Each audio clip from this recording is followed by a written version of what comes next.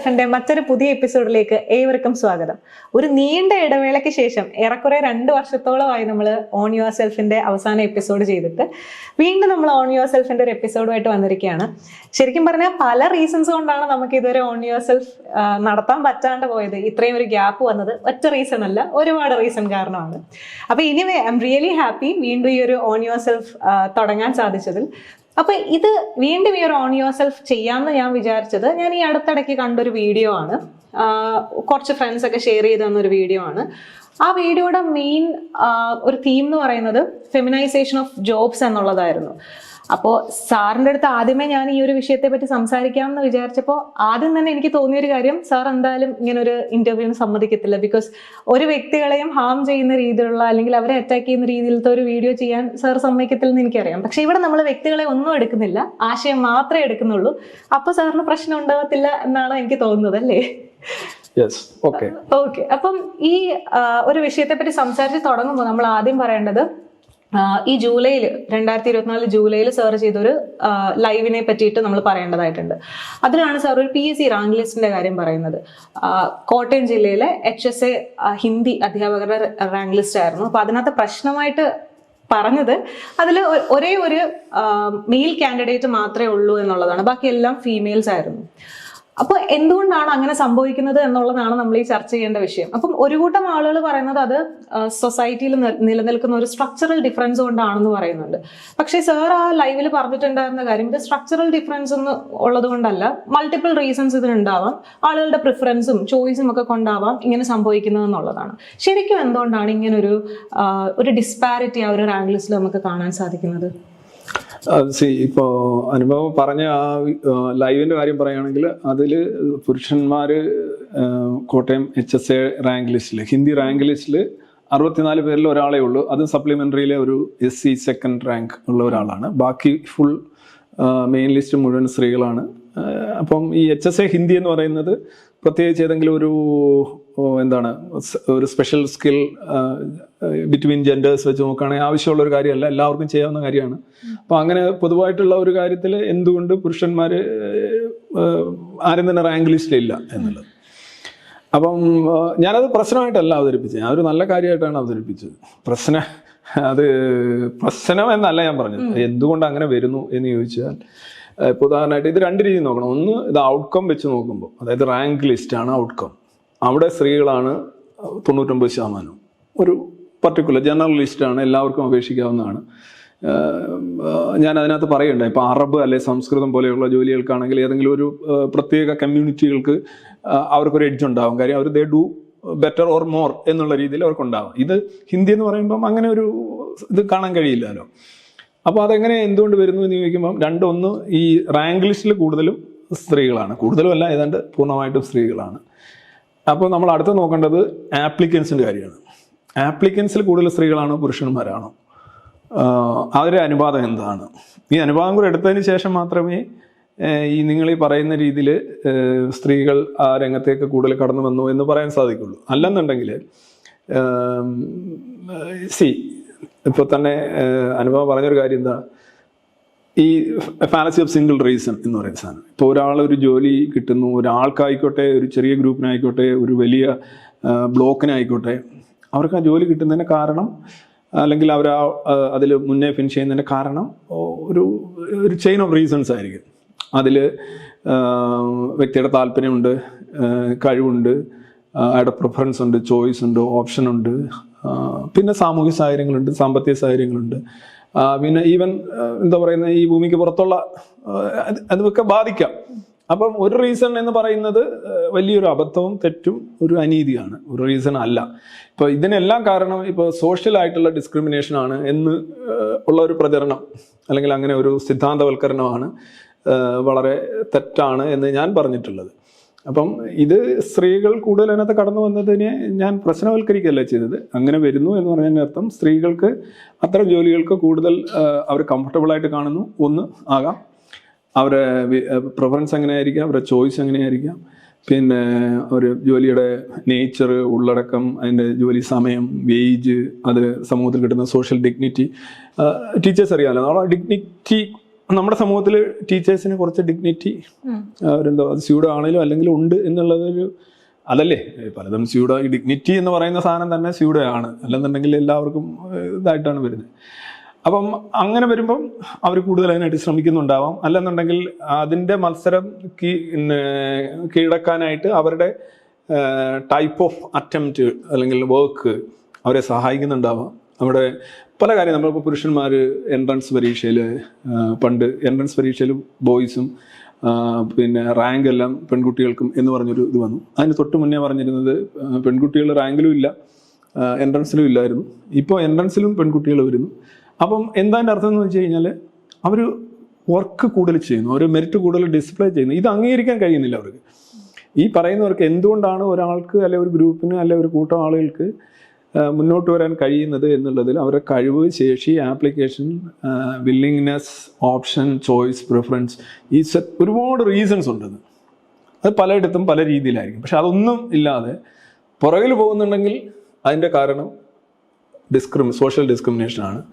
Social discrimination ഇല്ലെങ്കിൽ എല്ലാവർക്കും ഒരേപോലെ ഇങ്ങനെ ഈ ടക്ക് നിന്ന് നിൽക്കും എന്ന് പറയുന്ന ഒരു തീരെ കഴമ്പില്ലാത്ത ഒരു ന്യായവാദം, അത് ലേക്ക് ശ്രദ്ധ ആകർഷിക്കാനായിട്ട് ഞാൻ ഇത് പറഞ്ഞതേ ഉള്ളൂ. അല്ലാതെ എനിക്ക് സ്ത്രീകൾ കൂടുതലായിട്ട് ടീച്ചിങ് ജോബിൽ വരുന്നതോ അവർ ഇപ്പോൾ ഒരു ചോദ്യം ചോദിക്കും, സ്ത്രീകളാണോ കൂടുതൽ ടീച്ചിങ് ജോബിൽ വരേണ്ടത് അതോ പുരുഷന്മാരാണോ? അപ്പം ഞാൻ അതിന് പറയുക, സ്ത്രീകളാണോ ആർക്കാണോ ചെയ്യാൻ താല്പര്യം അവർ വരിക. ഇത് 100% സ്ത്രീകളായാലും നമുക്ക് എന്താ പ്രശ്നം? എനിക്ക് പ്രശ്നമൊന്നുമില്ല. 100% പുരുഷന്മാരായാലും എനിക്കെന്താ ഗുണം? എനിക്ക് ഗുണമൊന്നുമില്ല. ഈ ഒരു വർക്ക് ചെയ്യാൻ താല്പര്യമുള്ളവർ കടന്നു വരിക.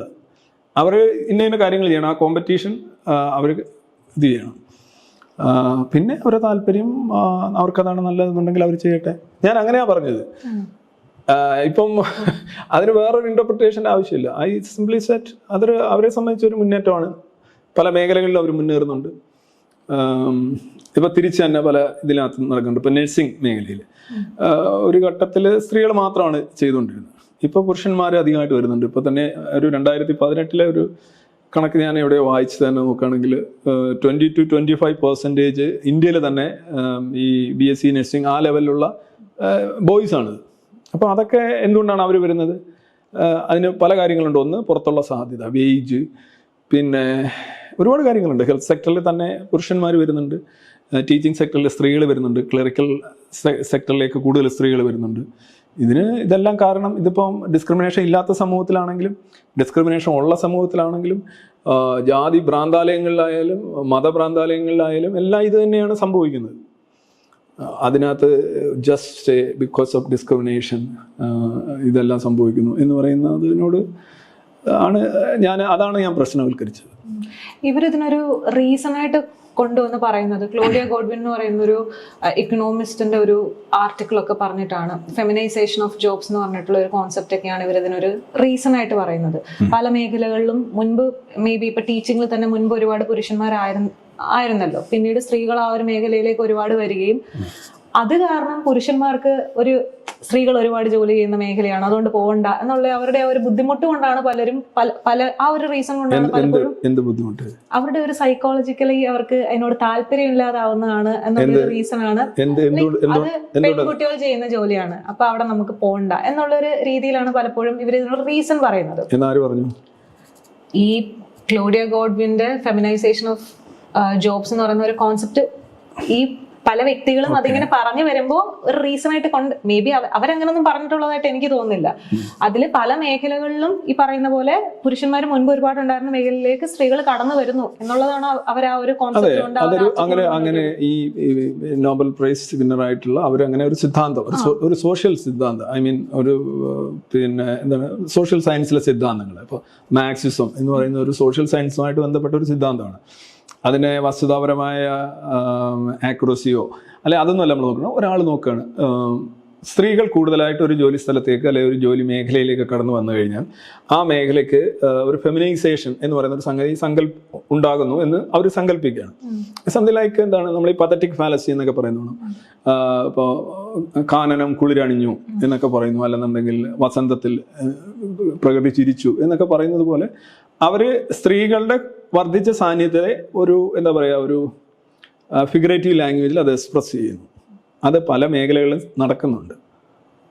അത് അത് ഇതിപ്പം അമേരിക്കയിലോ UK ഒരു കണക്കും അല്ല ഇന്ത്യയിലെയോ അല്ല കേരളത്തിലെയോ കണക്കും ഒക്കെ വ്യത്യസ്തമായിരിക്കും. പക്ഷെ അതിനൊരു ജനറലായിട്ട് നമുക്ക് ചെയ്യാൻ കഴിയില്ല. എന്നാലും അവർ അങ്ങനെ ഒരു നിരീക്ഷണം നടത്തിയിട്ടുണ്ട്, അല്ലെ അതേപോലെ നിരീക്ഷണങ്ങൾ നടത്തിയിട്ടുണ്ട്. അതിന് ഇതിലെന്താണ് പ്രസക്തിയുള്ളത്? ഈ ഫെമിനൈസേഷൻ എന്നുള്ള ഒരു തൊഴിൽ മേഖലയുടെ ഫെമിനൈസേഷൻ എന്ന് വിളിക്കുന്നതുകൊണ്ട് എനിക്ക് കുഴപ്പമില്ല. അപ്പം ഒരു എന്താണ് പറയുക, കൂടുതൽ എന്താ പറയുന്നത്, പെണ്ണത്വം കൽപ്പിക്കുകയാണ് അതിന്, ആ ഒരു തൊഴിൽ മേഖലയ്ക്ക്. അപ്പം അതെന്തുകൊണ്ടാണെന്നാണ് ഞാൻ ചോദിക്കുന്നത്. അതെന്തുകൊണ്ടാണ്? അത് സ്ത്രീകൾക്ക് അത് കൂടുതൽ അക്സസിബിൾ ആണ്, അവർക്ക് കൂടുതൽ പിന്നെ എന്താ പറയുന്നത്, അവർ നോക്കുന്നു ഇതാണ് തങ്ങൾക്ക് കൂടുതൽ അനുയോജ്യം, അല്ലെങ്കിൽ ഇതാണ് തങ്ങൾക്ക് എൻജോയ് ചെയ്യാൻ കഴിയുന്നത്, ഇതാണ് തങ്ങളെ സംബന്ധിച്ചോളം നല്ലത്.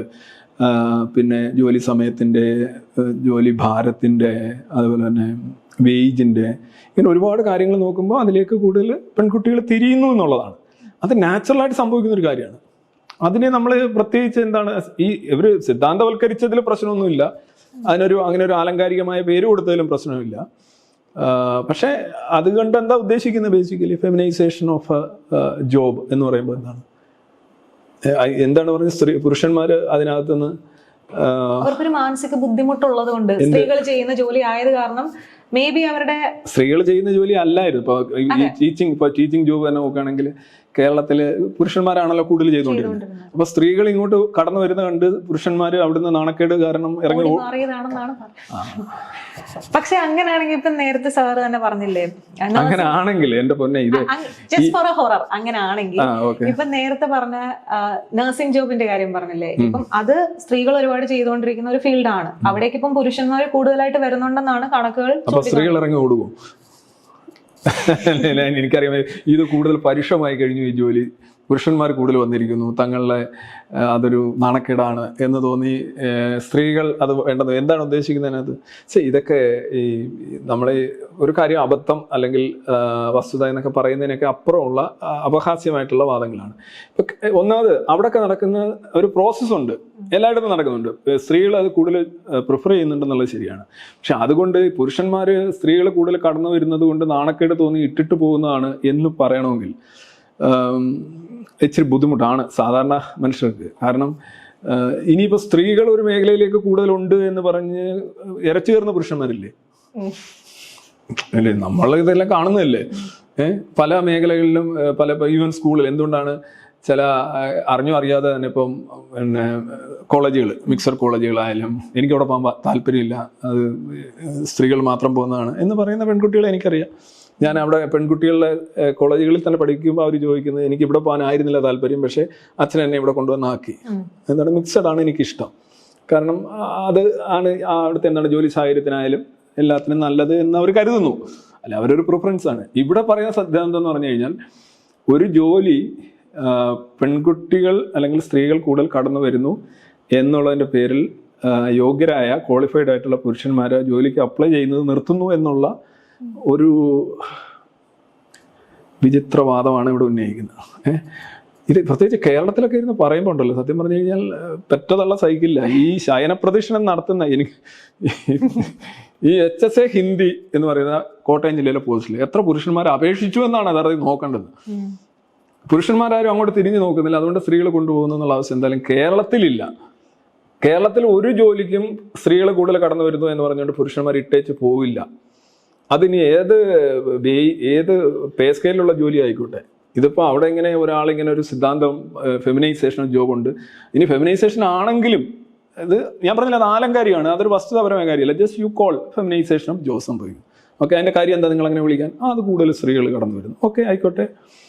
പക്ഷെ അതുകൊണ്ട് ഇത് ഇങ്ങനെയാണോ ഇവിടെ പുരുഷന്മാർ നാണക്കേട് തോന്നി ഏത് മേഖലയിൽ നിന്നാണ് സ്ത്രീകളുടെ അത് ഒന്ന് പുരുഷന്മാർക്ക് എതിരെയുള്ള ഒരു പ്രസ്താവന, രണ്ട് സ്ത്രീ വിരുദ്ധമായ ഒരു പ്രസ്താവന. സ്ത്രീ വിരുദ്ധം എന്ന് പറഞ്ഞാൽ സ്ത്രീകൾ കൂടുതൽ കടന്നു വരുന്നവരടുത്ത് പുരുഷന്മാർ നിൽക്കാൻ പാടില്ല എന്ന് പുരുഷന്മാർ ചിന്തിക്കുന്നു എന്ന് പറഞ്ഞ് പുരുഷന്മാർക്കെതിരെ ഒരു പ്രസ്താവന നടത്തുന്നു. പുരുഷന്മാരുടെ മനോഗതി മോശമാണ്. ഇനി രണ്ട് ഇല്ലാത്ത ഒരു കാര്യം അവിടെ കൊണ്ടുവരുന്നു. ഒരു സെക്ടറിൽ കൂടുതൽ സ്ത്രീകൾ വന്നു കഴിഞ്ഞാൽ അതിന് എന്തോ ഒരു മൂല്യച്യുതി ഉണ്ടാകും എന്നുള്ള ഒരു പൊതുബോധമുണ്ട്. അങ്ങനെ ഒരു പൊതുബോധം ഉണ്ടോ എന്ന് നോക്കണം. ഇവർ പറഞ്ഞുണ്ടാക്കുന്നതാണോ? അങ്ങനൊന്നും ഉണ്ടാക്കുന്നു. ഇതെല്ലാം കുറേ ഫോൾസ് ആയിട്ടുള്ള സാധനങ്ങൾ ഉണ്ടാക്കിയിട്ട് രണ്ട് എന്താ പറയുക, യുക്തിരഹിതമായ ഒരു പ്രസ്താവന എന്നേ പറയുന്നുണ്ട്. അതിനകത്ത് വേറെ ഒരു കാര്യം പറയുന്നുണ്ട്, പേ സ്കെയിൽ വരെ ഡിസ്പാരിറ്റി വരാം. ഇപ്പം കോളേജിലെയോ സ്കൂളിലെയോ ടീച്ചേഴ്സിന്റെ കാര്യത്തിൽ മേ ബി എയ്ഡഡ് കോളേജിലോ എയ്ഡഡ് സ്കൂളിലോ ആ പ്രശ്നം വരത്തില്ല. പക്ഷെ പ്രൈവറ്റ് സെക്ടറിൽ വരുമ്പോഴത്തേക്കിനും സ്ത്രീകൾ കൂടുതലായിട്ട് വരുന്നത് കൊണ്ട് പേ സ്കെയിലിൽ മേ ബി ഭാവിയിൽ വ്യത്യാസം വന്നേക്കാം. ഇതുവരെ അങ്ങനെ ഒന്നും റിപ്പോർട്ട് ചെയ്തിട്ടില്ല, അങ്ങനെ ഒരു സ്റ്റഡി നടന്നിട്ടില്ല. പക്ഷെ അതിനും സാധ്യത കളയാൻ പറ്റത്തില്ല എന്നും പല വീഡിയോയിലും പറയുന്നതായിട്ട് ഞാൻ കണ്ടിട്ടുണ്ട്. പറഞ്ഞു വെക്കുന്നതല്ലേ ശരിക്കും പറഞ്ഞാൽ. You are A teacher, okay. ഞാൻ ഈ മേഖലയിൽ ഇത് പണ്ട് കമ്മ്യൂണിക്കേറ്റ് ചെയ്യുന്നതുകൊണ്ട് തന്നെയാണ് ഞാൻ ഇന്നിങ്ങനെ എനിക്ക് സംസാരിക്കാൻ തന്നെ വെച്ചത്. അപ്പം ഈ കൂടുതൽ സ്ത്രീകൾ ഈ ടീച്ചിങ് ജോബിലേക്ക് വരുന്നതിന് അതുകൊണ്ട് പുരുഷന്മാർ മാറിപ്പോകുന്നു എന്നുള്ളത് കേരളത്തിന്റെ കോണ്ടസ്റ്റിലെങ്കിലും എന്തെങ്കിലും വാലിഡിറ്റി ഉള്ള ഒരു നിരീക്ഷണമായിട്ട് തോന്നിയിട്ടുണ്ടോ? ഇല്ല. ഓക്കെ. പിന്നെ ഇതെങ്ങനെ പറഞ്ഞൊപ്പിക്കുന്നത് എനിക്കറിയില്ല. ഇപ്പൊ പേ സ്കെയിലിന്റെ കാര്യം പറഞ്ഞു. പിന്നെ ഈ യഥാർത്ഥത്തിൽ ഈ നോബൽ സമ്മാന ജേതാവ് അവരുദ്ദേശിച്ചത് ഈ കുറെ കൂടെ താഴ്ന്ന പേ സ്കെയിലുള്ള ജോബുകളിലേക്ക് സ്ത്രീകൾ കൂടുതൽ വരുന്നു. ഇപ്പോൾ ഉദാഹരണമായിട്ട് ഹെൽത്ത് സെക്ടർ അല്ലെന്നുണ്ടെങ്കിൽ വീട്ടുജോലി അങ്ങനെയൊക്കെയുള്ള കാര്യങ്ങളാണ് പറയുന്നത്. പക്ഷേ ഈ ടീച്ചിങ് ജോബിന്റെ കാര്യത്തിൽ എക്സ്ക്ലൂസീവ്ലി അത് മാത്രം നോക്കേണ്ട നേരെ തിരിച്ചാണ്. കേരളത്തിൽ ഏറ്റവും കൂടുതൽ നല്ല മെച്ചപ്പെട്ട പേ സ്കെയിലും മെച്ചപ്പെട്ട സോഷ്യൽ ഈ പറയുന്ന ഇതെല്ലാം ഉള്ള ഒരു ജോലിയാണ് teaching job. For good reason or no reason or bad reason, I don't know. അത് നോക്കുമ്പോൾ അതിലേക്ക് കൂടുതൽ സ്ത്രീകൾ വരുമ്പോൾ അവരെ സംബന്ധിച്ചോളം എന്താണ് പറയുന്നത്, താഴ്ന്ന ജോലികൾ സ്വന്തമാക്കുന്നു എന്നുള്ളതല്ല. പുരുഷനെ സംബന്ധിച്ചോളം താഴ്ന്ന ജോലികൾ കളഞ്ഞിട്ട് പോകുന്നതും ഉള്ളതല്ല. രണ്ടും വസ്തുതാപരമായി തെറ്റാണ്. ടീച്ചിങ് ജോബ് പ്രധാനമായിട്ട് കോളേജിലൊക്കെ കയറുകയാണെന്നുണ്ടെങ്കിൽ എന്താണ് കോളേജ്, ഇതിപ്പം LP UP അസിസ്റ്റന്റ് ആയാലും HSA ആയാലും നിങ്ങൾ കോളേജിൽ ചെന്ന് കഴിഞ്ഞാൽ കോളേജ് സ്റ്റാഫ് റൂമുകളിലും കൂടുതലും സ്ത്രീകളല്ലേ? കണ്ടിട്ടില്ല? As A student and as A teacher അല്ലേ, അവിടെ കൂടുതലും സ്ത്രീകളാണ്. അത് ജോബല്ല അവിടെ, ഐ മീൻ പേ അല്ല അവിടെ പ്രധാനമായിട്ട് വരുന്നത് ഞാൻ ഈ പറഞ്ഞ എ സെറ്റ് ഓഫ് റീസൺസ് ആണ്. അതിനകത്ത് ഈ പറയുന്നതും സാമൂഹികമായ അടിച്ചമർത്തലിന്റെ അടിസ്ഥാനത്തിലോ അല്ലെങ്കിൽ സാമൂഹികമായ നാണക്കേടിന്റെ അടിസ്ഥാനത്തിലോ ആയിട്ടൊക്കെ പരിമിതപ്പെടുത്തുന്നത് അത് വളരെ തെറ്റായ സമീപനമാണ്. മിതമായ ഭാഷയിൽ പറഞ്ഞു കഴിഞ്ഞാൽ കഴമ്പില്ലാത്ത ഒരു സമീപനം. അതാണ് അതിൻ്റെ ഒരു ബേസ്. അതുപോലെ എനിക്ക് തോന്നിയ വേറൊരു കാര്യം ഈ പറയുന്നുണ്ട്, അതായത് ആണത്വം പെണ്ണത്വം എന്നൊന്നും ഇല്ല എന്നൊക്കെ പറയുന്നുണ്ട്. ശരിക്കും പറഞ്ഞാൽ ആണത്വം പെണ്ണത്വം എന്നുള്ള സംഭവം ഉണ്ടായാൽ എന്താ പ്രശ്നം? ആണത്വം പെണ്ണത്വം ഇല്ലാണ്ടാക്കിക്കൊണ്ടാണോ നമ്മൾ ഇക്വാലിറ്റി കൊണ്ടുവരാൻ ശ്രമിക്കേണ്ടത്? അത് ശരിയായ ഒരു രീതിയാണോ? അത് ആ ചോദ്യം തന്നെ ഞാൻ തിരിച്ച് അനുപമയോട് ചോദിക്കുകയാണ്. ഈ ആണത്വം പെണ്ണത്വം അല്ലെങ്കിൽ ട്രാൻസോ ഏതെങ്കിലും ഇത്തരത്തിലുള്ള സ്വത്വബോധങ്ങളും ലിംഗബോധങ്ങളും ഒക്കെ മനുഷ്യർക്ക് ഉണ്ടാകുന്നതിൽ എന്താണ് തെറ്റ്? ഈ ഈക്വാലിറ്റി ഇതുമായിട്ട് എന്താണ് ബന്ധം? ഈക്വാലിറ്റി എന്ന് പറഞ്ഞു കഴിഞ്ഞാൽ പദവി, അതോടൊപ്പം തന്നെ അവസരം, അതോടൊപ്പം തന്നെ റൈറ്റ്സ്, ഇതിനകത്തുള്ള തുല്യതയാണ് നമ്മൾ ഉദ്ദേശിക്കുന്നത്. വേറെ രീതിയിൽ മനുഷ്യരെ തുല്യരാക്കാൻ പറ്റില്ല, തുല്യരാക്കേണ്ട കാര്യവുമില്ല. മനസ്സിലായില്ലേ? Men are bone with different capacities, faculties and skills. If അങ്ങനെ ഇരിക്കുമ്പോൾ അവിടെ ഇക്വാലിറ്റി ഉണ്ടെങ്കിൽ അതിൻ്റെ അർത്ഥം എന്ന് പറഞ്ഞാൽ എന്താണ്? They are not free. വ്യത്യസ്തരായിട്ടുള്ള ആൾക്കാരുടെ ഇടയിൽ ഇക്വാലിറ്റി ഉണ്ടാകുന്നു എന്ന് പറഞ്ഞു കഴിഞ്ഞാൽ അതിൻ്റെ അർത്ഥം ദേ ആർ നോട്ട് ഫ്രീ. ഒരു ഫോഴ്സ് വെച്ച് എന്തോ അവരെ എല്ലാം ഒരേ ലെവലിലേക്ക് കൊണ്ടെത്തിക്കുന്നു. ഇനി അവർ ഫ്രീ ആണെങ്കിലോ ദേ വോണ്ട് ബി ഈക്വാലിറ്റി.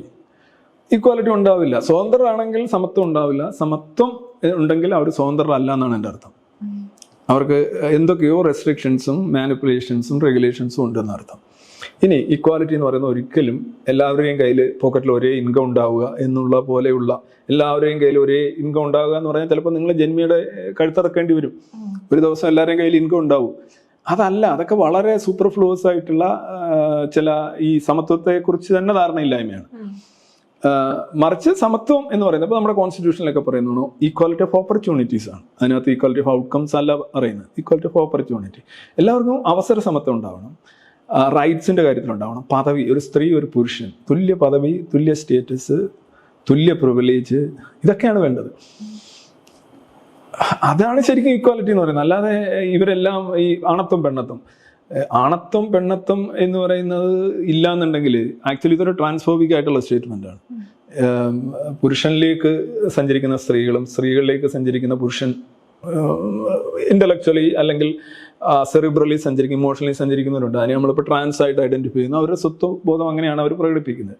നമ്മളതിനെ അപ്രീഷിയേറ്റ് ചെയ്യുന്നു. അപ്പം ഈ ആണത്വവും പെണ്ണത്വവും ഇല്ലെങ്കിൽ അവർ എന്തിൽ നിന്ന് എന്തിലേക്കാണ് പോകുന്നത്?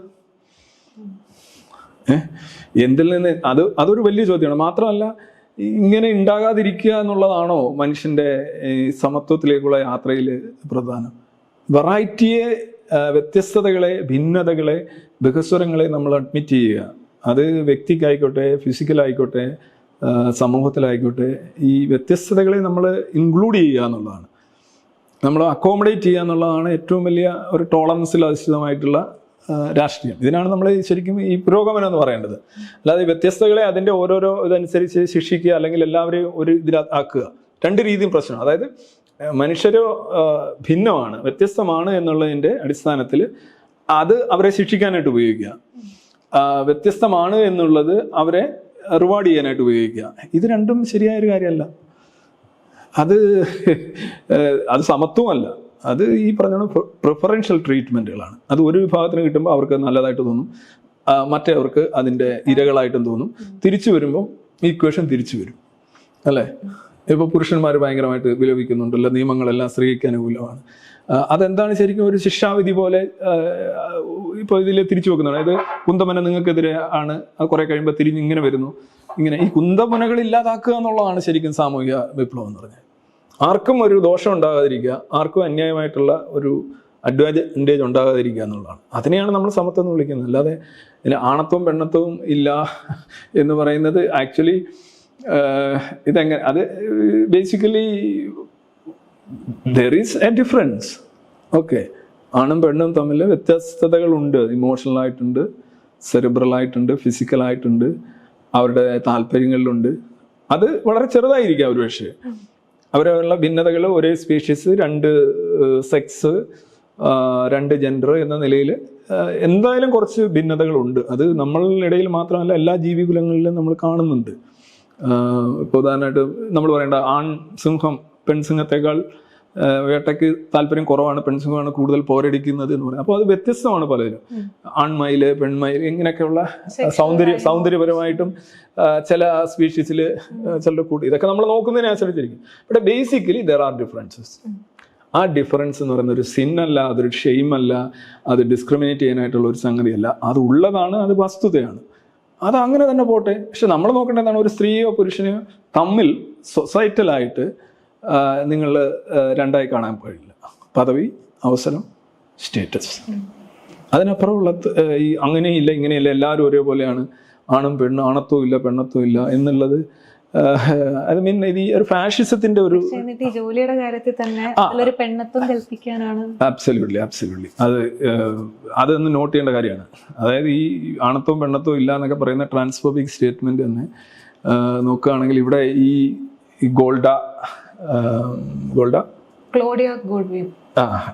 ക്ലോഡിയ ഗോഡ്വിൻ എന്ന് പറയുന്ന അവര് ഫെമിനൈസേഷൻ ഓഫ് ജോബ് എന്ന് പറയുന്നത്, അതൊരു തൊഴിലിന് പെണ്ണത്വം ആരോപിക്കുകയാണ്. തൊഴിൽ മേഖലയ്ക്ക്, ജീവനില്ലാത്ത ഒരു അമൂർത്തമായ ഒരു സംഗതിക്ക് പെണ്ണത്വം ആരോപിക്കുകയാണ്. പെണ്ണത്വം ഇല്ലെങ്കിൽ പിന്നെ എങ്ങനെയാണ് പെണ്ണത്വം അതിനകത്ത് ആരോപിക്കുന്നത്? ഇപ്പോൾ ആണും പെണ്ണും ഇല്ല എന്നുണ്ടെങ്കിൽ പിന്നെ എങ്ങനെയാണ് ഫെമിനൈസേഷൻ സംഭവിക്കുന്നത്? അല്ല, ഈ ഫെമിനൈസേഷൻ സംഭവിക്കണമെന്നുണ്ടെങ്കിൽ ഫീമെയിൽസ് വേണം. ഫീമെയിൽസ് എന്ന് പറയുന്നത് സ്ട്രക്ചറലായിട്ടും മൂർത്തമായും അമൂർത്തമായും അങ്ങനെ ഒരു സങ്കല്പവും അങ്ങനെ ഒരു അസ്തിത്വവും ഉണ്ടാവണം. എങ്കിൽ മാത്രമേ ഫെമിനൈസേഷൻ ഓഫ് ജോബ്സ് സംഭവിക്കൂ, അല്ലേ? എനിക്ക് അതിനങ്ങനെ മനസ്സിലാക്കുന്നത്. ഒരു ക്വാളിറ്റേറ്റീവ് ഒരു ക്വാളിഫയർ നമ്മൾ ഉപയോഗിക്കുകയാണെന്നുണ്ടെങ്കിൽ അങ്ങനെ ഒരു ക്വാളിറ്റി ഉണ്ടാവണം. ആ ക്വാളിറ്റി ഉണ്ടെങ്കിൽ ആ ക്വാളിറ്റിയെ റെപ്രസെന്റ് ചെയ്യുന്ന ഒരു മൂർത്തമായ ഒരു വസ്തുത ഉണ്ടാവണം. സിമ്പിൾ. ദാറ്റ്സ് ഓൾ മൈ ലോട്ട്.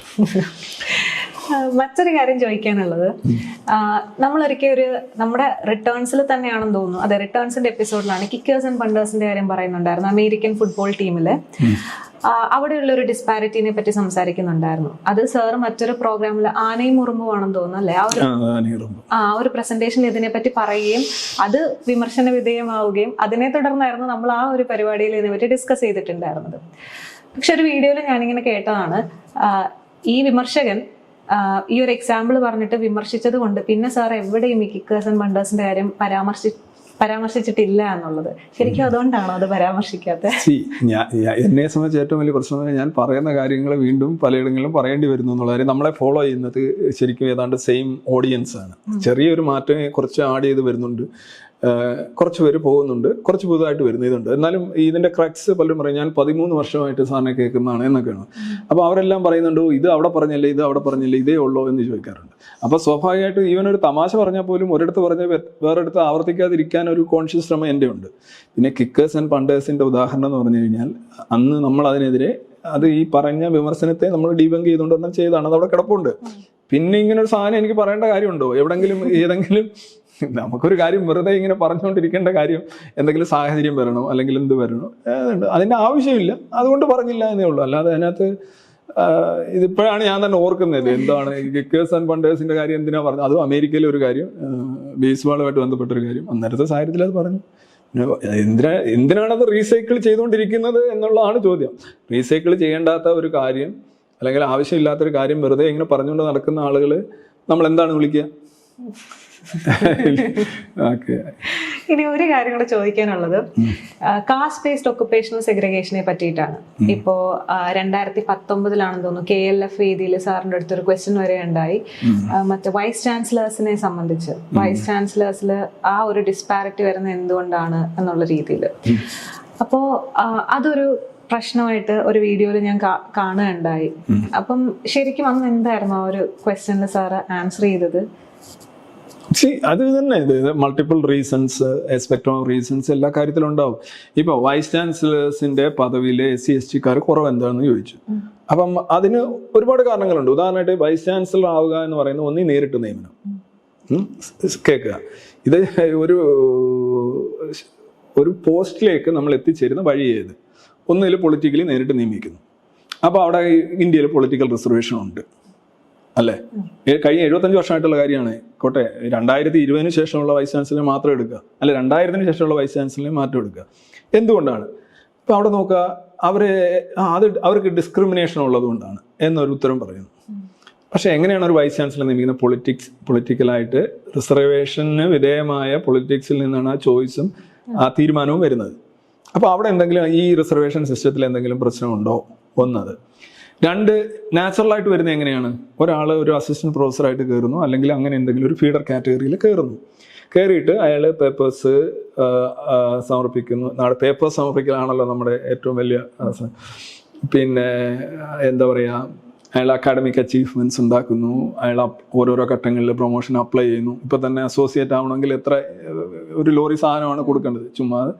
അപ്പോൾ ഇങ്ങനെ ഓരോരോ ഘട്ടങ്ങളിൽ നമ്മൾ ചെയ്യുക. ഡിപ്പാർട്ട്മെന്റൽ ടെസ്റ്റ് ഉണ്ടെങ്കിൽ അത് ചെയ്യിക്കണം. ഇപ്പോൾ പ്രിൻസിപ്പൽ ആവാനായിട്ട് അക്കൗണ്ട് ടെസ്റ്റ് ചെയ്യിക്കണം. ഇങ്ങനെയൊക്കെ കുറേ കാര്യങ്ങളുണ്ട്. അപ്പോൾ ഇത് ഓരോരോ ഘട്ടങ്ങളിൽ നമ്മൾ അതിൻ്റെ വളർച്ചയുടെ പല ഘട്ടങ്ങളിലും കൃത്യമായിട്ട് ചെയ്യുമ്പോഴാണ് നമ്മൾ ഒരു വൈസ് ചാൻസലർ ആവുന്നത്. പിന്നെ അവസാനം നമ്മുടെ ഇതെല്ലാം പൊളിറ്റിക്കൽ നിയമനം ആയതുകൊണ്ട് പൊളിറ്റിക്സ്, നിങ്ങൾ പാർട്ടിയുടെ അല്ലെങ്കിൽ യൂണിയൻ്റെ കൃത്യമായ സ്ഥലത്ത് എത്തിച്ചേരുക, അവരുടെ പരിഗണനയ്ക്ക് വിധേയമായിട്ട് നിങ്ങൾ ഓമനയായി തീരുക. ഇങ്ങനെ കുറേ പ്രോസസ്സുണ്ട്. ഇപ്പം ഈ പ്രോസസ്സിലൂടെയാണ് ഓരോരുത്തർ ഇന്ത്യയിൽ ഓരോ വൈസ് ചാൻസലേഴ്സും ഉണ്ടാകുന്നത്.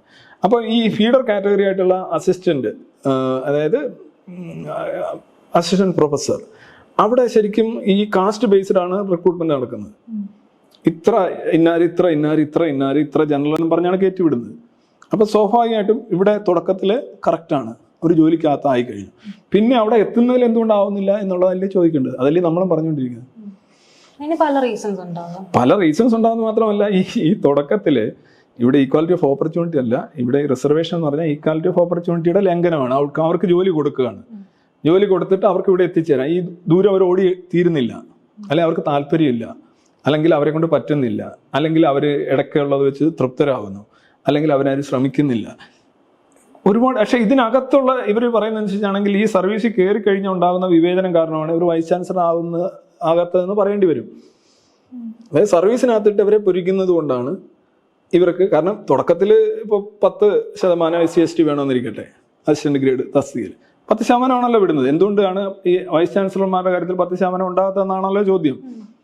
അപ്പോൾ ഇൻ ബിറ്റ്വീൻ ദിസ്, ഈ സ്റ്റാർട്ടിംഗ് പോയിന്റ് ഈ എൻ പോയിന്റിനിടയിലാണല്ലോ ഈ ഇവരെ പൊരിക്കുന്നത്.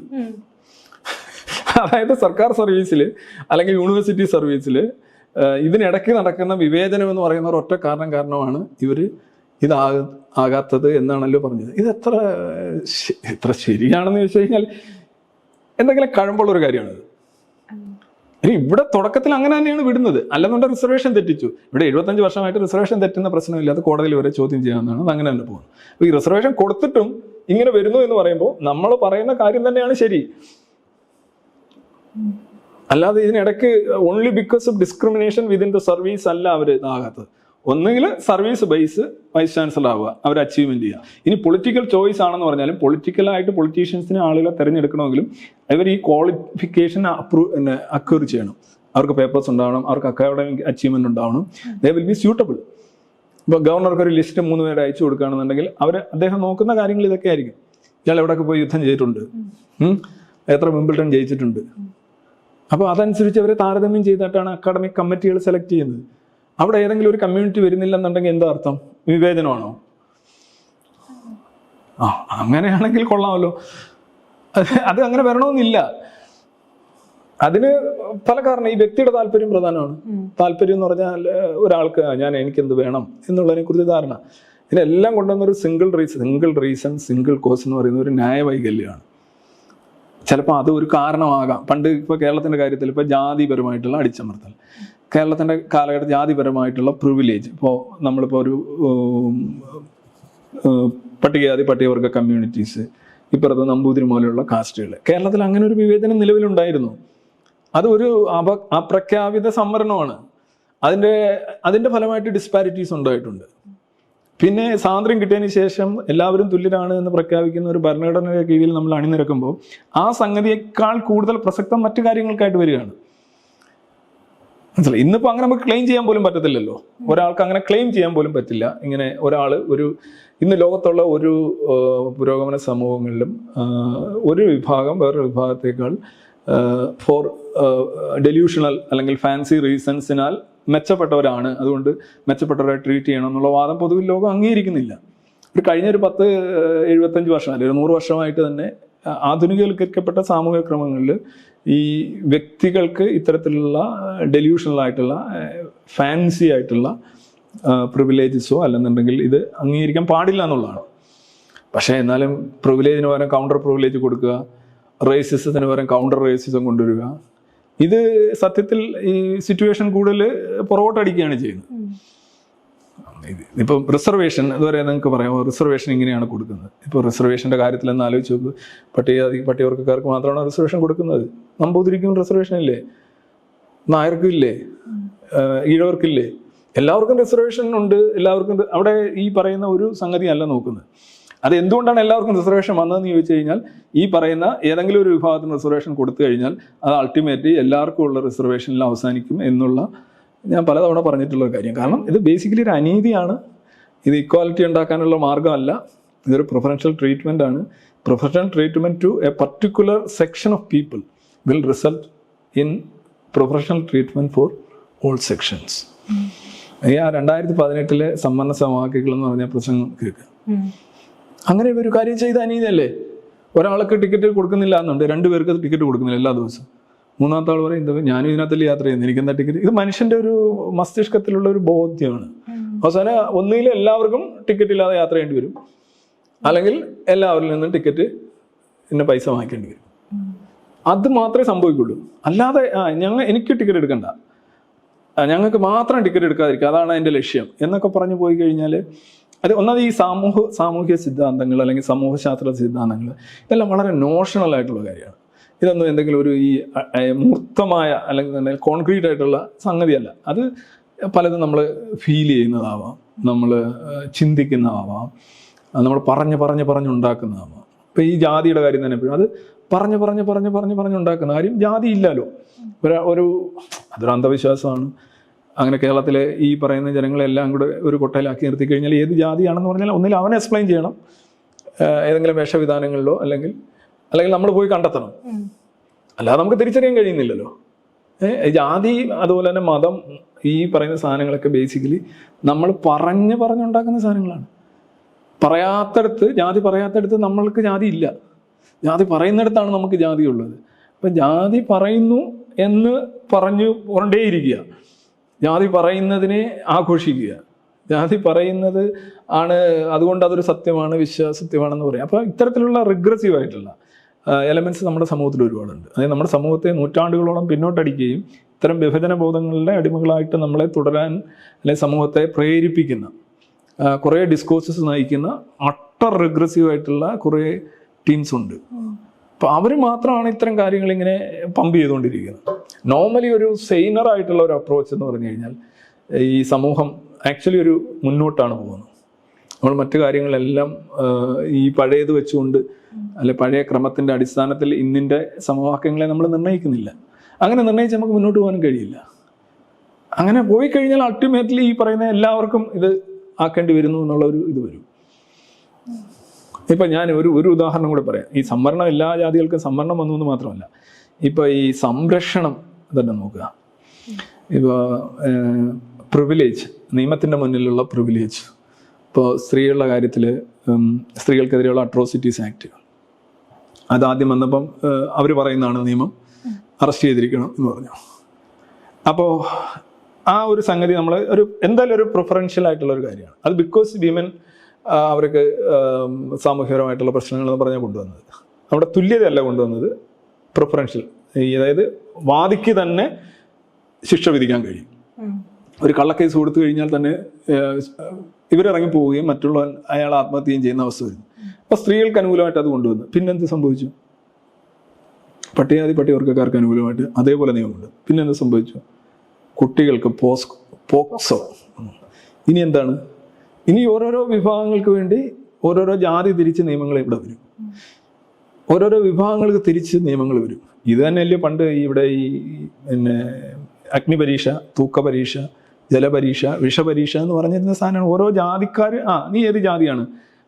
ബ്രാഹ്മണനാണ്. ബ്രാഹ്മണന്റെ ശിക്ഷ എന്താണ്? ബ്രാഹ്മണൻ ചെയ്തു എന്ന് പറഞ്ഞൊരു പാവം എല്ലാം കൂടെ ഒരു ഇലയിൽ കയറ്റിയിട്ട് ആ ഇല ഒരു തട്ടിൽ വെക്കും. എന്നിട്ട് ബ്രാഹ്മണനെ ഇപ്പുറത്തെ തട്ടിൽ വെക്കും. അപ്പോൾ ആദ്യം ബ്രാഹ്മണന്റെ തൂക്കം എടുക്കും, പിന്നെ ഇലയും കൂടെ വെച്ചിട്ട് തൂക്കം എടുക്കും. അപ്പോൾ ആദ്യത്തെ തൂക്കം അത് ഇന്നത്തെ കണക്ക് മൈക്രോ ത്രാസൊന്നും അല്ല. അപ്പോൾ ഒരേ തൂക്കമായിരിക്കും. അതായത് അപ്പോൾ പാപം ഇല്ലെന്നാണ് അർത്ഥം. അപ്പോൾ അങ്ങനെയുള്ള ശിക്ഷ ആണ് ബ്രാഹ്മണന് കൊടുത്തിരിക്കുന്നത്. അത് കുറെ കൂടെ താഴെയുള്ളവർക്കാണ് വിഷപരീക്ഷയാണ്. ഒരു എന്താ പറയുക 10 ലിറ്റർ വിഷം കുടിച്ചിട്ട് 10 കിലോമീറ്റർ നടക്കുക, രക്ഷപ്പെട്ട കുറ്റം ചെയ്തിട്ടില്ല, അല്ലെങ്കിൽ തിളച്ച എണ്ണയിൽ കൈമൂക്കുക. അപ്പോൾ ഇതേ കണക്ക് ഓരോ ജാതിക്കും ഓരോ മതങ്ങൾക്കും ഓരോ വിഭാഗങ്ങൾക്കും ഓരോ ക്ലാസ്സിനും വേണ്ടിയുള്ള പ്രിഫറൻഷ്യൽ ലോസ് കൊണ്ടുവരുന്നത്. അത് ഇതേപോലെ തിരിച്ചുകൊണ്ടുവരിക. അപ്പം ഇതിൻ്റെ ഇരകളാവുന്നവർക്ക് ഗ്രഡ്ജ് ഉണ്ടാവും.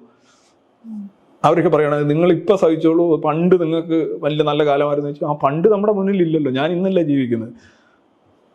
മനസ്സിലായി? ഈ പ്രതികാര രാഷ്ട്രീയത്തിൻ്റെയും പ്രിഫറൻഷ്യൽ ട്രീറ്റ്മെൻറ്റിൻ്റെയും കാലം മനുഷ്യൻ എന്ന് കൈയെഴുതുന്നു എന്നെങ്കിൽ മാത്രമേ മനുഷ്യന് തുല്യതാബോധത്തോടെ ജീവിക്കാൻ കഴിയൂ. ഇപ്പം ഞാൻ ഈ പറഞ്ഞ ഈ നിയമം തന്നെ നോക്കുക. നിയമമാകുമ്പോൾ ആരും പറയത്തില്ല.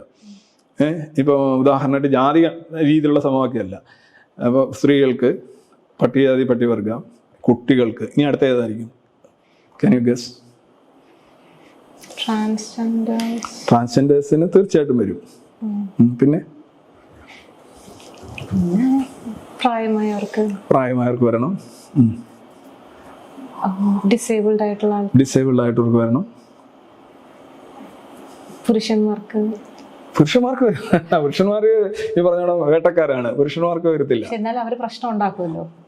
അല്ല, പുരുഷന്മാർ പ്രശ്നം ഉണ്ടാക്കുമെങ്കിൽ ഈ നിയമങ്ങളൊന്നും ആദ്യമായി സ്ത്രീകൾക്ക് അനുകൂലമായ നിയമം വരത്തില്ലല്ലോ. പുരുഷന്മാർ പ്രശ്നം ഉണ്ടാക്കുകയും ആ പ്രശ്നം വാലിഡ് ആയിട്ടും എഫക്റ്റീവായിട്ടും നിലനിൽക്കുകയാണെന്നുണ്ടെങ്കിൽ ഈ സ്ത്രീകൾക്ക് അനുകൂലമായിട്ടുള്ള നിയമങ്ങൾ വരുമോ? കാര്യം ഈ സ്ത്രീകൾക്ക് അനുകൂലമായ നിയമങ്ങളുടെ നിർമ്മിതാക്കളിൽ മഹാഭൂരിപക്ഷവും പുരുഷന്മാരല്ലേ? അല്ലേ? ഞാനങ്ങനെ മനസ്സിലാക്കുന്നത്. സ്ത്രീകൾക്ക് വേണ്ടി ഒരു നിയമം കൊണ്ടുവന്നു കഴിഞ്ഞാൽ സമൂഹം അംഗീകരിക്കില്ലല്ലോ. ദിസ് ഈസ് അവർ ലോ എന്ന് പറഞ്ഞു കഴിഞ്ഞാൽ ബാക്കിയുള്ള എല്ലാവർക്കും അതിനൊരു ഇതല്ലേ. അപ്പോൾ ഈ നമ്മളിപ്പോൾ കൊണ്ടുവരുന്ന നമ്മുടെ ഭരണഘടനയായാലും നമ്മുടെ നിയമങ്ങളായാലും ഇതെല്ലാം ഈ ഭൂരിപക്ഷം വരുന്ന, അല്ലെന്നുണ്ടെങ്കിൽ പലപ്പോഴും ഈ എന്താ പറയുന്നത്, വേട്ടക്കാരെന്ന് പറയുന്ന വിഭാഗം തന്നെയാണ് ഇത്തരം നിയമങ്ങൾ കൊണ്ടുവരുന്നത്. അതിൽ ഒരു ന്യൂനപക്ഷമാണ് ഇത് ഇനിഷ്യേറ്റ് ചെയ്യുന്നത്. അത് മൊത്തത്തിൽ അംഗീകരിക്കപ്പെടുകയാണ് ചെയ്യുന്നത്.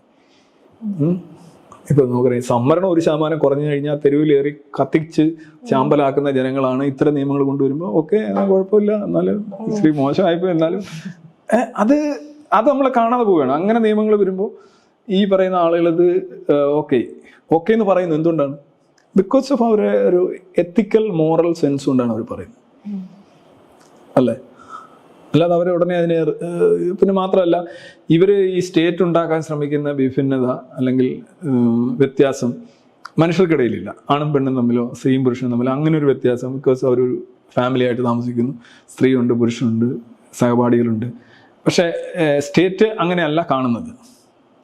സ്റ്റേറ്റ് നടത്തുന്ന ഒരു ഡിഫറൻസിയേഷൻ അത് ശരിക്കും സമൂഹത്തിലില്ല. ആ ശത്രുതയില്ല, ആ ഒരു ഭിന്നതയില്ല. അതാണ് അതിൻ്റെ ഒരു കാരണം. ഇപ്പോൾ ഈ പറഞ്ഞ നിയമത്തിൻ്റെ കാര്യത്തിൽ ഇനി ഒരുപാട് ആളുകൾക്ക് ഇങ്ങനെ വന്ന് അവസാനം എന്ത് സംഭവിക്കും എന്ന് പറഞ്ഞു കഴിഞ്ഞാൽ ഓരോ ജാതിക്കും അല്ലെ ഓരോ സെക്ഷനും വേണ്ടി നിയമങ്ങൾ ഇന്ത്യയിലുണ്ടാവും. പൊതുവായ നിയമങ്ങൾ അപ്രത്യക്ഷമാവും. ഇതൊരു ഫ്രാഗ്മെന്റേഷനാണ്, സെക്ടേറിയനിസമാണ്, റിഗ്രഷനാണ് എന്നാണ് ഞാൻ പറഞ്ഞത്. ഒരു കാര്യം ചോദിക്കട്ടെ, ഇപ്പോൾ നമ്മൾ ഡൊമസ്റ്റിക് വയലൻസിന്റെ നിയമം തന്നെ എടുക്കാം. 498 കൊണ്ടുവന്നത് സ്ത്രീകളെ ഷീൽഡ് ചെയ്യാൻ വേണ്ടിയിട്ടാണ്. അവരനുഭവിക്കുന്ന പ്രശ്നങ്ങൾ കുറച്ചൊന്ന് ടാക്കിൾ ചെയ്യാൻ വേണ്ടിയിട്ടാണ്. പക്ഷെ അത് തന്നെ ഈ പറയുന്ന പോലെ ഭയങ്കരമായിട്ട് ദുരുപയോഗം ചെയ്യുന്നുണ്ട്. അത് സുപ്രീം കോടതി എന്ന് നോട്ടീസ് ചെയ്തിട്ടുണ്ടായിരുന്നു. ഈ അടുത്തിടയ്ക്ക് അതിനെപ്പറ്റി പറഞ്ഞിട്ടുണ്ടായിരുന്നു. പക്ഷെ ഇങ്ങനത്തെ നിയമങ്ങൾ ഒഴിവാക്കി കഴിഞ്ഞാൽ എന്തായിരിക്കും സംഭവിക്കുന്നത്? ലൈക്ക് ആ ഒരു പർട്ടിക്കുലർ സെക്ഷന് മാത്രമായിട്ട് അങ്ങനെ ഒരു നിയമം കൊണ്ടുവരുന്നില്ല എന്ന് വെക്കുക, അത് ഇന്നവേ നെഗറ്റീവായിട്ട് എഫക്ട് ചെയ്യത്തില്ലായിരിക്കും? ഇങ്ങനെ ഒരു നിയമം കൊണ്ടുവന്നിട്ട് എന്താ യഥാർത്ഥത്തിൽ സംഭവിച്ചിട്ടുള്ളതെന്ന് വെച്ചാൽ ഇപ്പോൾ നമ്മൾ ഔട്ട്കം വെച്ച് നോക്കുകയാണെന്നുണ്ടെങ്കിൽ ഇത്തരത്തിലുള്ള രജിസ്റ്റർ ചെയ്യുന്ന കേസുകളുടെ എണ്ണം കൂടി. എന്ന് പറഞ്ഞു കഴിഞ്ഞാൽ കേസുകളുടെ എണ്ണം കൂടുന്ന കേസുകളും കുറ്റകൃത്യങ്ങളുമായിട്ട് ഒരു ഡയറക്റ്റ് കോറിലേഷൻ ഉണ്ടെങ്കിൽ എന്താ മനസ്സിലാക്കേണ്ടത്? കുറ്റകൃത്യങ്ങളുടെ എണ്ണം കൂടിയെന്നാണോ? അല്ല. മറ്റ് പണ്ട് കുറ്റകൃത്യങ്ങൾ ഉണ്ടായിരുന്നു, അത് റിപ്പോർട്ട് ചെയ്യപ്പെടുന്നുണ്ടായിരുന്നില്ല. അപ്പൊ ഞാൻ മറ്റേത് എടുക്കുന്നില്ല. അതായത് കുറ്റകൃത്യങ്ങളുടെ എണ്ണം കൂടിയതുകൊണ്ട് ഈ പീഡനം കൂടിയെന്നല്ല ഞാൻ എടുക്കുന്നത്. മറിച്ച് പണ്ട് പീഡനം ഉണ്ടായിരുന്നു, അത് കേസായില്ല, ആരും കേസ് വകുപ്പില്ലായിരുന്നു. അപ്പൊ ആക്ച്വലി അങ്ങനെ നോക്കുകയാണെങ്കിൽ ഇറ്റ്സ് എ സെയിം ആണ്. ഇപ്പൊ ഈ കൂടിയതിനെ അങ്ങനെയും കാണേണ്ട കാര്യമില്ല, അന്ന് കുറഞ്ഞതിനെ അങ്ങനെയും കാണേണ്ട കാര്യമില്ല. ആക്ച്വലി ഇത് നടക്കുന്നുണ്ട്. ഇവിടെ എന്താ അപ്പൊ സംഭവിക്കുന്നത് ശരിക്കും?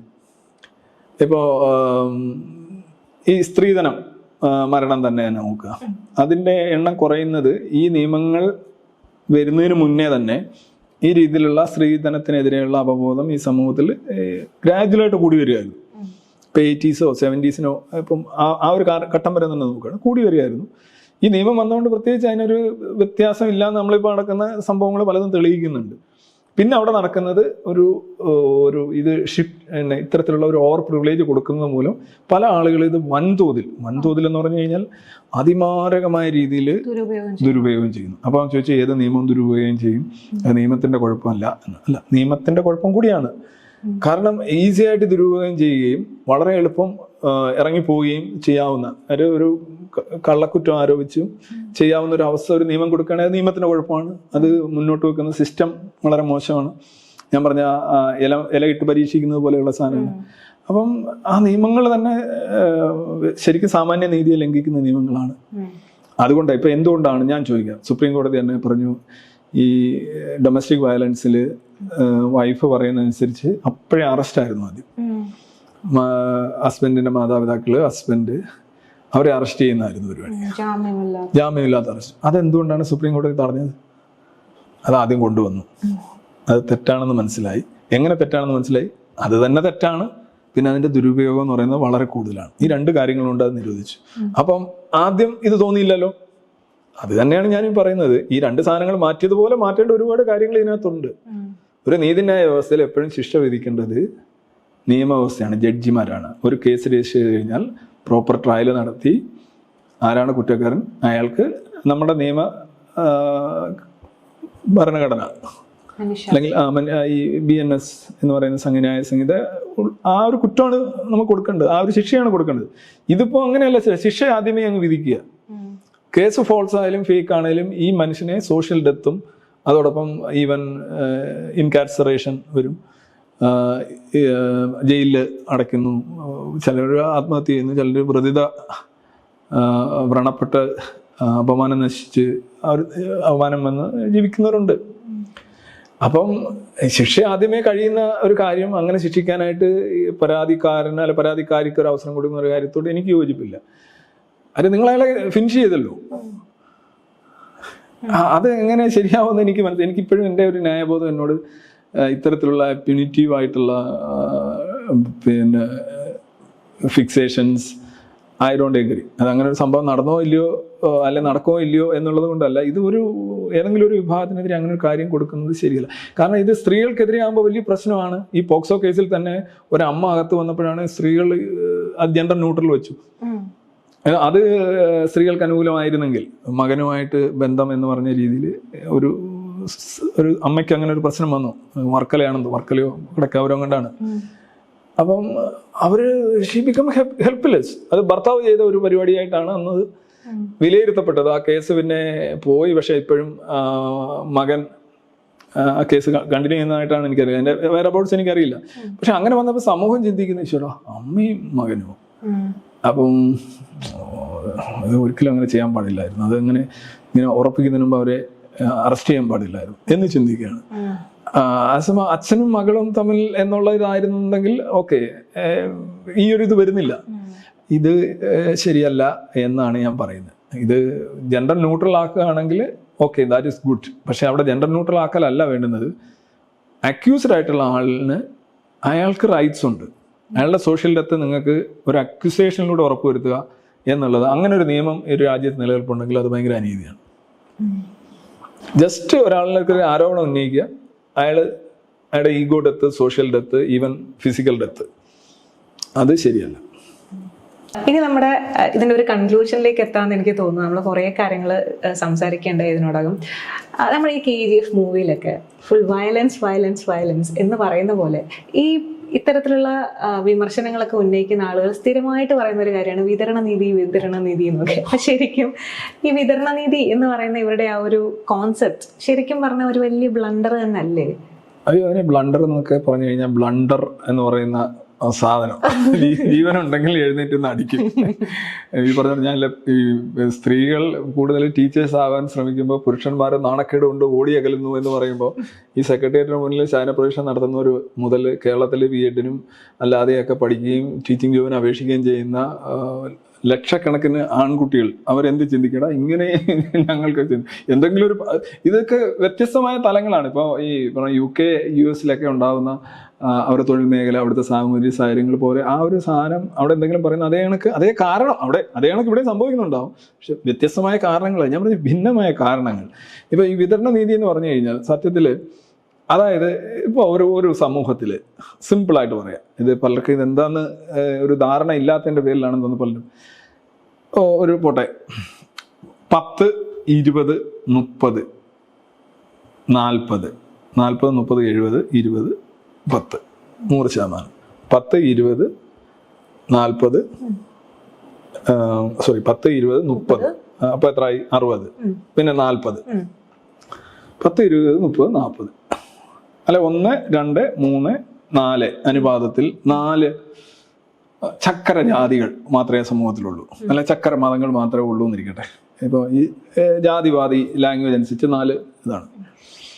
അപ്പം ആ ജാതികൾക്കിടയിൽ യാതൊരുവിധ വിവേചനങ്ങളും ഏറ്റക്കുറച്ചിലുകളും ഹയറാർക്കിയും ഒന്നും ഇല്ലെന്ന് സങ്കല്പിക്കുക.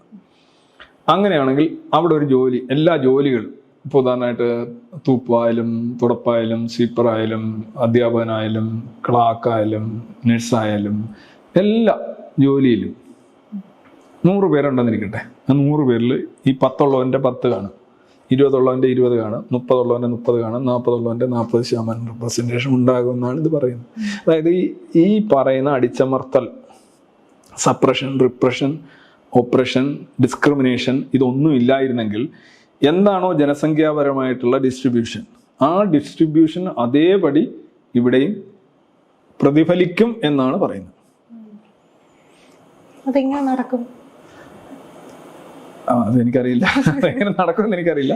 പക്ഷെ ഇതാണ് സിദ്ധാന്തം, വിതരണ നീതി. അതായത് suppose there is no discrimination or repression or there is no hierarchical punishments and rewards, this will be automatically reflected in the results. Like ഞാൻ അതിനാണ് ഈ ഒളിമ്പിക്സിന്റെ കാര്യം ഒരിക്കൽ പറഞ്ഞത്.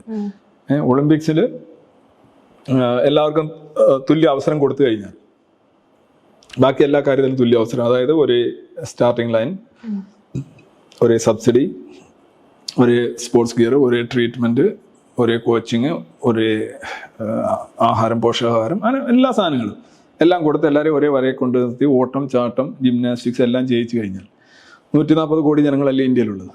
ഇന്ത്യക്ക് അതനുസരിച്ച് മൊത്തം മെഡലിൻ്റെ ഒരു 40% കിട്ടും. പിന്നെ ചൈനയ്ക്ക് ഒരു 40% കിട്ടും.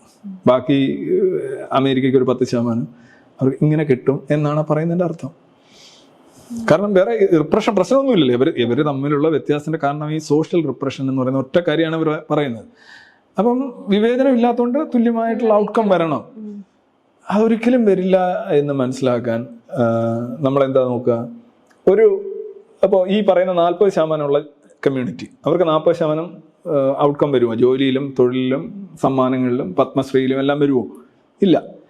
അപ്പം അത് വരില്ല എന്ന് മാത്രമല്ല, അപ്പോൾ പറയും ഇവർ മറ്റുള്ളവരെക്കാൾ ഡിസ്ക്രിമിനേറ്റഡ് ആയതുകൊണ്ടാണെന്ന് പറയും.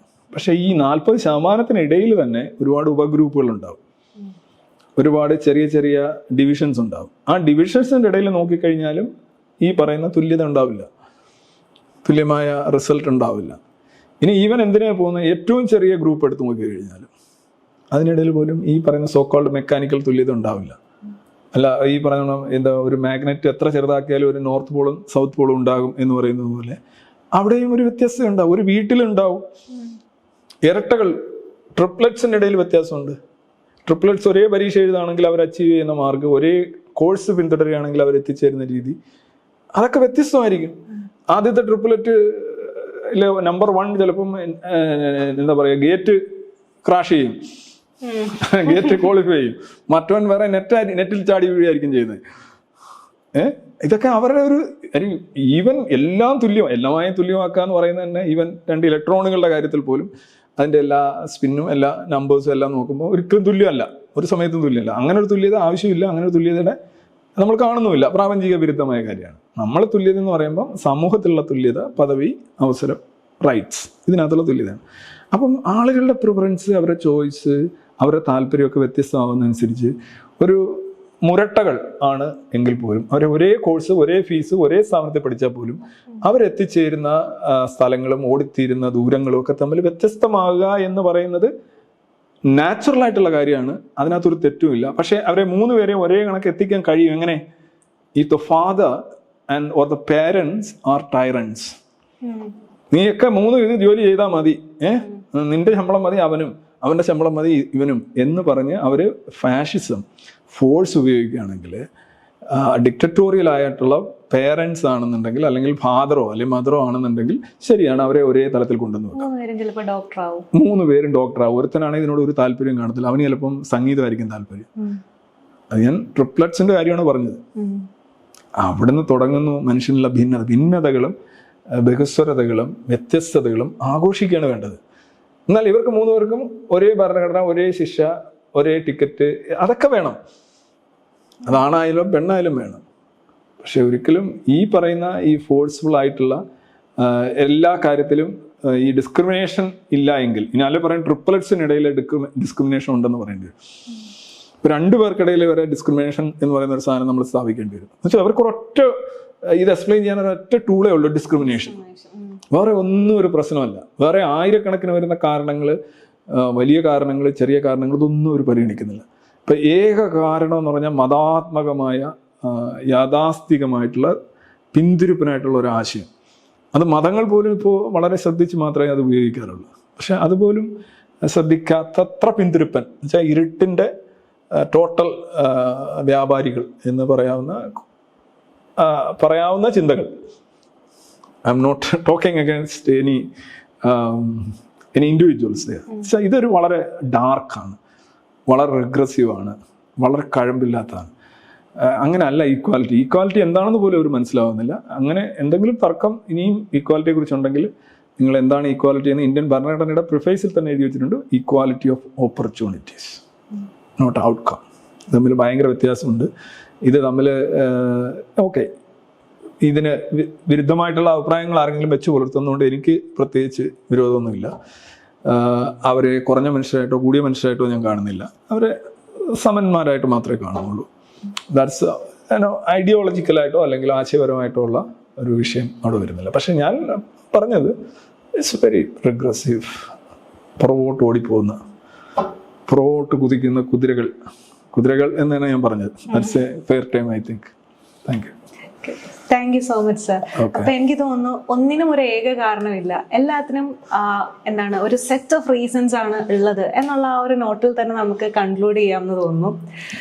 അതുപോലെ തന്നെ സാർ നേരത്തെ സൂചിപ്പിച്ചതുപോലെ തന്നെ ഫ്രീഡം ഉള്ളിടത്ത് എല്ലാം ഈക്വൽ ആയിരിക്കില്ല, അല്ലെങ്കിൽ ഈക്വൽ ആയിട്ടുള്ളിടത്ത് ഫ്രീഡവും ഇല്ല എന്നുള്ള ഒരു കാര്യവും ഒരിക്കൽ കൂടി പറഞ്ഞുകൊണ്ട് നമുക്ക് ഈ ഒരു എപ്പിസോഡ് വൈൻഡ് അപ്പ് ചെയ്യാൻ തോന്നുന്നു. അപ്പൊ ഇത്രയും നേരം നമ്മളോട് ഈ ഒരു വിഷയത്തിൽ സംസാരിച്ച സാറിന് ഒത്തിരി നന്ദി. ആൻഡ് ഓൾസോ അടുത്ത എപ്പിസോഡിൽ കാണാം. Till then bye.